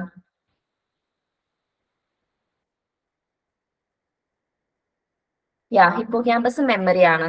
അമിഗ്ഡാല കോമൺ ആയിട്ട് എല്ലാവർക്കും അറിയുന്ന കാര്യമായിരിക്കും. അമിഗ്ഡാല നമ്മുടെ ഇമോഷൻസുമായി റിലേറ്റ് ചെയ്തിട്ടുള്ളതാണ്. തലാമസ് നമ്മുടെ ബ്രെയിനിലുള്ള ഒരു റിലേ സ്റ്റേഷൻ ആണ്. അപ്പൊ ഹൈപ്പോതലാമസിൽ തന്നെ നമുക്ക് ഹങ്കർ റെഗുലേറ്റ് ചെയ്യാൻ സ്പെസിഫിക് റീജിയൻസ് ഉണ്ട്. അപ്പോ നമ്മുടെ ഫീഡിങ് സെന്റർ ആയിട്ട് ആക്ട് ചെയ്യുന്നത് ഹൈപ്പോതലാമസിലെ ഏത് ഭാഗമാണെന്ന് അറിയോ? ഹൈപ്പോതലാമസിലെ ഏത് ഭാഗമാണ് നമ്മുടെ ഫീഡിങ് സെന്റർ? ഏത് ഭാഗമാണ് സാറ്റൈറ്റി സെന്റർ എന്നുള്ളത് അറിയാമോ? നമുക്ക് വിശപ്പ് വരാൻ വേണ്ടിയിട്ട് ഹൈപ്പോതലാമസ് എന്ന് മെസ്സേജ് തരുന്നത് നമ്മുടെ ഹൈപ്പോതലാമസിന്റെ ലാറ്ററൽ ന്യൂക്ലിയ ആണ്. Lateral nuclei.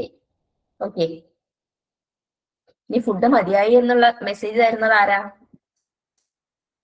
Ventromedial nuclei of hypothalamus ആണ്. ഇത് ക്വസ്റ്റ്യൻസ് ചോദിക്കാറുണ്ട് കേട്ടോ. ഫീഡിങ് സെന്റർ ഏതാ, സാറ്റൈറ്റി സെന്റർ ഏതാ എന്നുള്ളത്. അപ്പൊ നിങ്ങൾ നോട്ട് ചെയ്ത് വെച്ചോളൂ. ഫീഡിങ് സെന്റർ നമ്മുടെ ലാറ്ററൽ ന്യൂക്ലിയ ഓഫ് ഹൈപ്പോതലാമസ് ആണ്. Satiety centre ventromedial nuclei of hypothalamus ആണ്.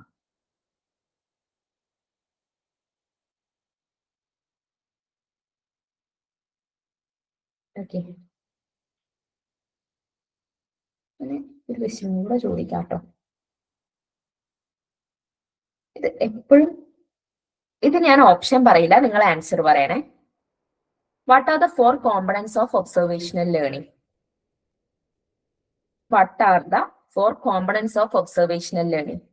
ഈ ഒരു ക്വസ്റ്റ്യൻ ഇല്ലാത്ത ഒരു നെറ്റ് എക്സാമും ഞാൻ കണ്ടിട്ടില്ല. What are the components of observational learning? അതെ, 4 സ്റ്റേജസ് ഉണ്ടല്ലോ.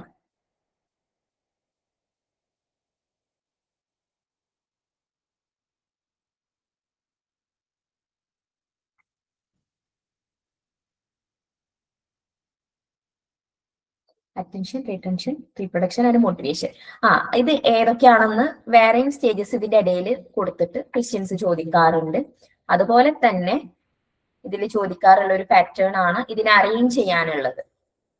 അല്ലെങ്കിൽ ഇതൊരു ഡിസ്ക്രിപ്റ്റീവ് ആയിട്ടുള്ള ഓപ്ഷൻ ആയിട്ട് കൊടുക്കും, എന്നിട്ട് ഇതിനെ അറേഞ്ച് ചെയ്യാനുള്ള ക്വസ്റ്റ്യൻസ് ഉണ്ടാവാറുണ്ട് കേട്ടോ. ഈ ഒരു ക്വസ്റ്റ്യൻ ചോദിക്കാം. Alcohol abuse over a period can result in brain damage. Alcohol abuse ഒരു പീരിയഡ് വരെ കഴിഞ്ഞിട്ടുണ്ടെങ്കിൽ നമുക്ക് ബ്രെയിൻ ഡാമേജ് ഉണ്ടാവും. അതിന്റെ ഭാഗമായിട്ട് നമുക്ക് മെമ്മറി ഡിസോർഡേഴ്സ് ഉണ്ടാവും. വൈറ്റമിൻ ബി ഡെഫിഷ്യൻസിന്റെ ഭാഗമായിട്ട് നമുക്ക് മെമ്മറി ഡിസോർഡേഴ്സ് ഉണ്ടാവും. ആ ഡിസോർഡറിനെ പറയുന്ന പേരെന്താണ്?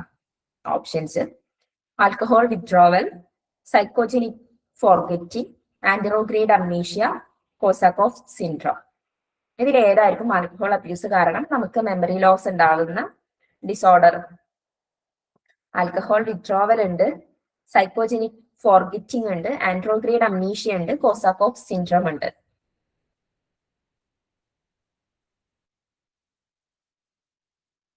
ഏതായിരിക്കും?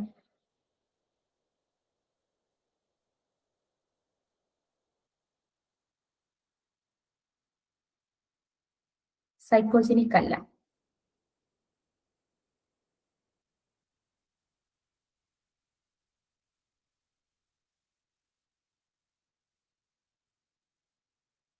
Alcohol withdrawal, psychogenic forgetting, anterograde amnesia, Korsakoff syndrome. Korsakoff syndrome ആണ് കേട്ടോ ആൻസർ വരുന്നേ. ഇനി ഞാൻ എന്റെ ടോപ്പിക് എന്നുള്ള ഒരു ക്വസ്റ്റ്യൻ ചോദിക്കാം. ടൈപ്പ് 1 എറർ എന്താ, ടൈപ്പ് 2 എറർ എന്താ? ഇതും റിപ്പീറ്റഡ് ആയിട്ട് എല്ലാ എക്സാംസിനും ക്വസ്റ്റ്യൻസ് ചോദിക്കാറുണ്ട്. Type 1 error, type 2 error. ആർക്കെങ്കിലും ഒന്ന് പറയാൻ പറ്റുമോ? ടൈപ്പ് 1 എററും ടൈപ്പ് 2 എററും.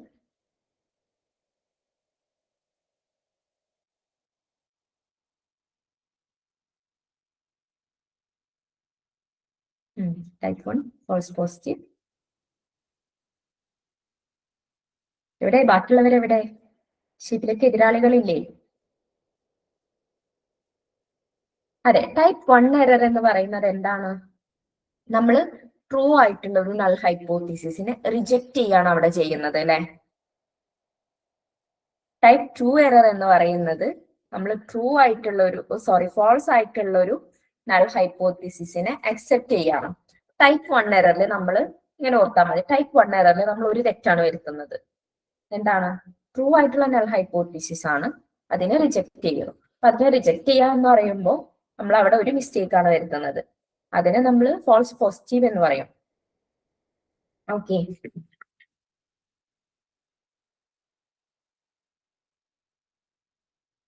പിന്നെ ടൈപ്പ് 2 എറർ എന്താ പറയുന്നത്? നമ്മൾ ഫോൾസ് ആയിട്ടുള്ള ഒരു നൾ ഹൈപ്പോത്തീസിസ്, നമ്മൾ ചൂസ് ചെയ്ത നൾ ഹൈപ്പോത്തീസിസ് ഫോൾസ് ആണ്, അതിനെ നമ്മൾ അക്സെപ്റ്റ് ചെയ്യുക. അപ്പൊ അവിടെ രണ്ടാമത്തെ തെറ്റും വരുത്തി, തെറ്റായതിനെ അക്സെപ്റ്റ് ചെയ്യുകയും ചെയ്തു. അപ്പോ അവിടെ അതിനെയാണ് നമ്മൾ ടൈപ്പ് 2 എറർ എന്ന് പറയുന്നത്. അപ്പോ ഇങ്ങനത്തെ ടൈപ്പ് ഓഫ് ക്വസ്റ്റ്യൻസ് ആണ് എക്സാമിന് വരിക എന്നുള്ളത് നിങ്ങൾക്ക് മനസ്സിലായല്ലോ. അപ്പോ പേപ്പർ 1 പാർട്ട് 1 മാത്രമല്ല ബാക്കി പാർട്ടുകളും അതുപോലെ ഇമ്പോർട്ടന്റ് ആണ്. നമ്മുടെ ക്ലാസ്സസ് ഇവിടെ സ്റ്റാർട്ട് ചെയ്തിട്ടുണ്ട്. I+ ട്രെയിൻ സൊല്യൂഷൻസിൽ നമ്മൾ എല്ലാം സർവം സജ്ജമാക്കി റെഡി ആക്കി ഇരിക്കുകയാണ്. നമുക്ക് high quality PYQ based classes ആയിരിക്കും ഉണ്ടാവുക. നമുക്ക് കോൺസെപ്റ്റ് ക്ലാസ്സസ് ഉണ്ടാവും. അതിൽ നമുക്ക് റെക്കോർഡഡ് ആയിട്ട് അവൈലബിൾ ആയിരിക്കും. നമുക്ക് ഫ്രീ ടൈമിൽ കണ്ടു തീർത്താൽ മതി. നിങ്ങളിപ്പോ ഒരുപാട് വർക്ക് ചെയ്യുന്നവരും പഠിക്കുന്നവരും ഒക്കെ ഉണ്ടാവും. അപ്പൊ നിങ്ങളുടെ ടൈം കിട്ടുമ്പോൾ നിങ്ങൾക്ക് അത് കണ്ടു തീർത്താൽ മതി. അതുപോലെ തന്നെ വീക്ക്ലി നിങ്ങൾ അത് കണ്ടു തീർത്തതിന് ശേഷം നിങ്ങൾക്ക് ഡൗട്ട്സ് ഒക്കെ ക്ലിയർ ചെയ്യാനുള്ള ഒരു ലൈവ് ഇന്ററാക്റ്റീവ് സെഷൻസ് ഉണ്ടാവും. നിങ്ങൾക്ക് ഡൗട്ട് ക്ലിയർ ചെയ്യാം, അതുപോലെ PYQs ഡിസ്കസ് ചെയ്യാം. അതുപോലെ തന്നെ നമ്മൾ സ്റ്റഡി മെറ്റീരിയൽസ് പ്രൊവൈഡ് ചെയ്യുന്നുണ്ട്. നിങ്ങൾക്ക് ആവശ്യമായിട്ടുള്ള മെന്ററിങ് നമ്മൾ പ്രൊവൈഡ് ചെയ്യുന്നുണ്ട്. ഇൻഡിവിജ്വലി നിങ്ങൾക്ക് ഡൗട്ട് ക്ലിയർ ചെയ്യാനുള്ള ഓപ്പർച്യൂണിറ്റിയും ഉണ്ട്. അപ്പോൾ ഞങ്ങള് ഒരു 3-4 പേരായിരിക്കും ഈ സൈക്കോളജിന്റെ ക്ലാസ്സസ് ഹാൻഡിൽ ചെയ്യുന്നുണ്ടാവുക. അപ്പോൾ അഡ്മിഷൻ എടുക്കാൻ താല്പര്യമുള്ളവര് താഴെ കാണുന്ന നമ്പറിൽ കോണ്ടാക്ട് ചെയ്താൽ മതി. ഇനി ആർക്കെങ്കിലും എന്തെങ്കിലും ഡൗട്ട് ഉണ്ടോ? എല്ലാവരും എക്സാമിന് അപ്ലൈ ചെയ്തതാണോ? എക്സാമിന് അപ്ലൈ ചെയ്തോ? Yes, okay. അപ്പൊ ഇനി അപ്ലൈ ചെയ്യാത്തവരുണ്ടെങ്കിൽ എത്രയും പെട്ടെന്ന് തന്നെ അപ്ലൈ ചെയ്ത് പഠിക്കാൻ തുടങ്ങാം. നമ്മുടെ മുന്നിൽ ഒരുപാട് സമയമൊന്നുമില്ല. നമ്മളിപ്പോ മെയിലാണ് എക്സാം എന്ന് കരുതി ഒരുപാട് സമയം ഉണ്ടെന്ന് കരുതി നമുക്ക് അത്രയും പോർഷൻസ് പഠിച്ചു തീർക്കാനുണ്ട്. ആൻഡ് നമ്മൾ ഡിസ്ക്രിപ്റ്റീവ് ആയിട്ടുള്ള കാര്യങ്ങൾ പഠിക്കുന്നത് പോലെയല്ല നമ്മൾ ഒബ്ജക്റ്റീവ് ആയിട്ടുള്ള വിഷയൻസ് ചോദിക്കുക. ഓക്കെ. അപ്പോൾ ഒരു മൊഡ്യൂൾ പോലും നിങ്ങൾ സ്കിപ്പ് ചെയ്യാതെ വേണം പഠിച്ചു തുടങ്ങാൻ വേണ്ടിയിട്ട്. അപ്പൊ ഇനി അപ്ലൈ ചെയ്യാത്തവരുണ്ടെങ്കിൽ എത്രയും പെട്ടെന്ന് തന്നെ അപ്ലൈ ചെയ്തോളൂ കേട്ടോ. അപ്പൊ ഇനി ഒട്ടും വൈകിക്കാതെ തന്നെ നിങ്ങൾ ക്ലാസ്സസ് ഒക്കെ അറ്റൻഡ് ചെയ്ത് തുടങ്ങുക. ആൻഡ് നമ്മുടെ മുന്നിൽ എന്താ പറയാ, ഒരു എക്സാം ആണ് നമ്മുടെ ഫ്യൂച്ചർ മാറ്റിമറിക്കാനായിട്ട് ഇരിക്കുന്നത്. 2026 നിങ്ങളുടെ ഫസ്റ്റ് റെസൊല്യൂഷൻ എന്ന് പറയുന്നത് HSST സൈക്കോളജി ക്രാക്ക് ചെയ്യുക എന്നുള്ളത് തന്നെ ആവട്ടെ. എക്സാം ഡേറ്റ് വരുന്നത് നമുക്ക് മെയ് മുതൽ ജൂൺ വരെ എന്നാണ്. മെയ് ടു ജൂലൈന്റെ ഇടയിലാണ് എക്സാമിന്റെ സ്ലോട്ട് വന്നിരിക്കുന്നത്. സോ മെയിൻ എക്സാം വരുന്ന എക്സ്പെക്ട് ചെയ്ത് വേണം നമ്മൾ പഠിക്കാൻ വേണ്ടിയിട്ട്. മെയിൽ തന്നെ എക്സാം ഉണ്ടാവും എന്ന് നമ്മൾ എക്സ്പെക്ട് ചെയ്യണം. 1 വേക്കൻസി ആണ്, പക്ഷെ എന്നിരുന്നാലും കഴിഞ്ഞ തവണ 1 വേക്കൻസിയോ 2 വേക്കൻസി എന്ന് പറഞ്ഞിട്ടാണ് നോട്ടിഫിക്കേഷൻ വന്നിട്ടുണ്ടായിരുന്നത്. പക്ഷെ അതിൽ കൂടുതൽ അപ്പോയിന്റ്മെന്റ്സ് കഴിഞ്ഞ തവണ ഉണ്ടായിട്ടുണ്ട്. സോ ഇത്തവണയും നമുക്ക് അത് എക്സ്പെക്ട് ചെയ്യാം. ഇപ്പൊ കറന്റ്ലി 1 വേക്കൻസി ആണ്. ഈ ഒരു ലിസ്റ്റ് ഇപ്പൊ ഞാൻ പറഞ്ഞല്ലോ, കഴിഞ്ഞ എക്സാം 2022 നടന്നിട്ടുണ്ടായിരുന്നത്. അപ്പോ 2022 ശേഷം പുതിയ ലിസ്റ്റ് ഉണ്ടാവുന്നത് ഈ എക്സാം നടക്കുമ്പോഴാണ്. അപ്പൊ ആ ഒരു ടൈം പീരീഡിന്റെ ഇടയിൽ നമുക്ക് എപ്പോഴെങ്കിലും വേക്കൻസി വരികയാണെന്നുണ്ടെങ്കിൽ നമ്മുടെ ലിസ്റ്റ് ആവും പരിഗണിക്കുന്നുണ്ടാവുക. ഓക്കെ, അപ്പോ 1 വേക്കൻസി ഉള്ളൂ എന്ന് കരുതിയിട്ടും നിങ്ങൾ മാറി നിൽക്കരുത്. BEd ഇല്ല എന്ന് കരുതിയിട്ടും നിങ്ങൾ മാറി നിൽക്കാൻ പാടില്ല. എക്സാം ഓൺലൈൻ ആയിരിക്കും. ഓക്കെ, നമുക്ക് 500-ൽ താഴെ മാത്രമേ കഴിഞ്ഞ വർഷം രജിസ്ട്രേഷൻസ് ഉണ്ടായിട്ടുള്ളൂ. അപ്പോ ഇത് ക്രാക്ക് ചെയ്യാന്നുള്ളത് ഈസി ആയിട്ടുള്ള ഒരു കാര്യമാണ്. പക്ഷെ നമ്മുടെ ഭാഗത്തു നിന്നുള്ള എഫേർട്സ് നമ്മൾ ഇവിടെ തന്നെ വേണം. ഇതിനുള്ള എല്ലാ റിസോഴ്സസും നമുക്ക് I+ ട്രെയിനിങ് സൊല്യൂഷൻസ് പ്രൊവൈഡ് ചെയ്യുന്നുണ്ട് കേട്ടോ. ഇനി എന്തെങ്കിലും ഡൗട്ട്സ് ഉണ്ടോ?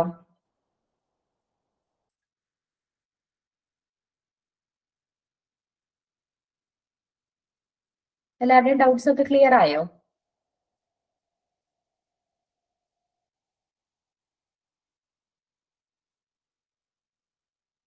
BEd നമുക്ക് സൈക്കോളജിക്ക് സ്പെസിഫിക് ആയിട്ടൊരു BEd ഇല്ലാത്തതുകൊണ്ട് സോഷ്യൽ സയൻസ് ആണ് സാധാരണ നമ്മൾ പറയാറ്. ഇനിയിപ്പോ അതുമായി റിലേറ്റഡ് അല്ലെങ്കിൽ ഏത് BEd ആണെങ്കിലും ഇവിടെ പരിഗണിക്കുന്നതാണ്.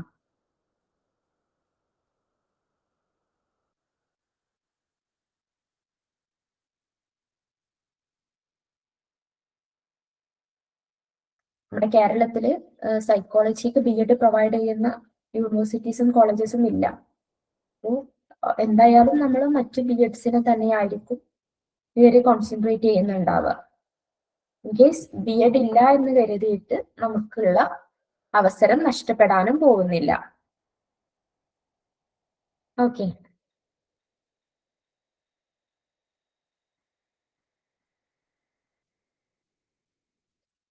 ഇനി എന്തെങ്കിലും ഡൗട്ട്സ് ഉണ്ടോ?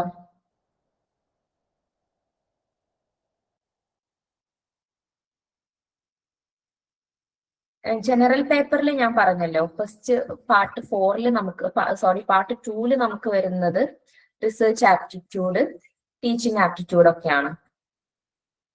അപ്പോ ഇതിൽ നമുക്ക് ബ്ലൂംസ് ടാക്സോണമി എന്നുള്ള ക്വസ്റ്റ്യൻസ് വരാം. റിസർച്ച് ആപ്റ്റിറ്റ്യൂഡിൽ നമ്മൾ റിസർച്ച് മെത്തഡോളജി പഠിച്ചതുപോലെ തന്നെ അതുമായി റിലേറ്റ് ചെയ്തിട്ടുള്ള ക്വസ്റ്റ്യൻസ് ഇപ്പൊ ഞാൻ പറഞ്ഞ ടൈപ്പ് 1 എറർ, ടൈപ്പ് 2 എറർ പോലത്തതൊക്കെ റിസർച്ച് ആപ്റ്റിറ്റ്യൂഡിലും വരാം.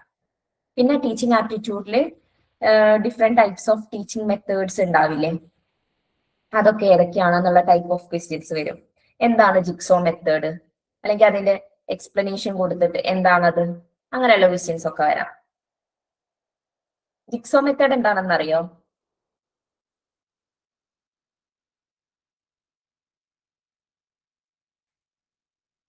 ജിക്സോ മെത്തേഡ് എന്ന് പറഞ്ഞിട്ടുണ്ടെങ്കിൽ ഇപ്പൊ നമ്മൾ ഒരു 16 കുട്ടികളുള്ള ഒരു ക്ലാസ്, അതിൽ 4 ഗ്രൂപ്പ്സ് ആക്കി മാറ്റുന്നു കുട്ടികളെ.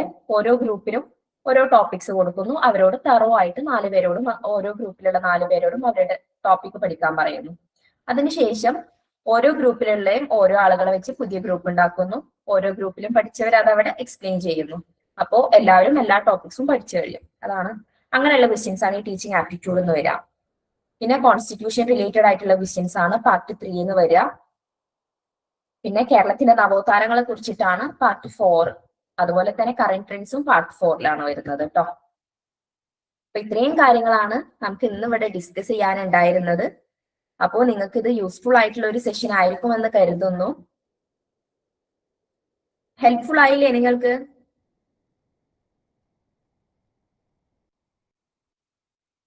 ഓക്കെ, അപ്പോ ഇനി കൂടുതൽ ഡീറ്റെയിൽസിന് വേണ്ടിയിട്ട് നിങ്ങൾ താഴെ കാണുന്ന നമ്പറിൽ കോൺടാക്ട് ചെയ്യുക. നമുക്കിനി ക്ലാസ്സുകളിൽ കാണാം. നമുക്ക് ഒത്തിരി കാര്യങ്ങൾ പഠിക്കാനുണ്ട്. അപ്പോ ഇനി നമുക്ക് ക്ലാസ്സുകളിൽ കാണാം. Thank you so much. Thank you for attending. Thank you all.